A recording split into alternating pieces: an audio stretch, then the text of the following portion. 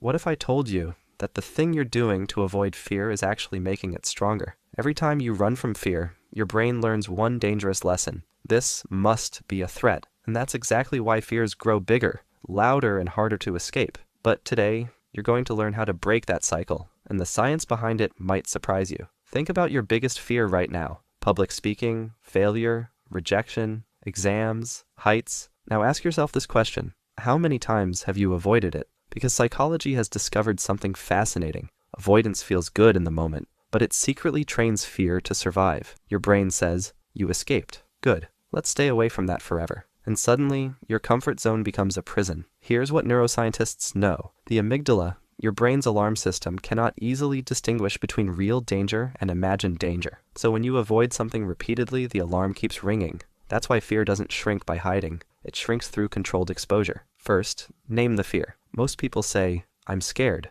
But scared of what exactly? Embarrassment? Pain? Judgment? Failure? The more specific you become, the weaker fear becomes. Second, break the fear into tiny levels. Imagine you're afraid of public speaking. Don't start with a stage. Start by speaking in front of a mirror. Then record yourself. Then talk to one person. Then 3 people. Then a small group. Each successful exposure teaches your brain, "I survived." And that's the message fear hates the most. Third, stay long enough. This is where most people fail. They face the fear, then run away. Their brain never gets the chance to learn that they're safe. Stay a little longer than your fear wants you to. Watch what happens. The anxiety rises, then peaks, then slowly falls, and suddenly you discover something powerful. Fear is temporary, but confidence is built from surviving it. Now imagine yourself 1 year from today. What opportunities are you missing because fear is making your decisions? What conversations aren't happening? What dreams are waiting? The truth is this: courage is not the absence of fear. Courage is moving while fear is still present. So here's your challenge. Pick one fear today. Take one small step toward it.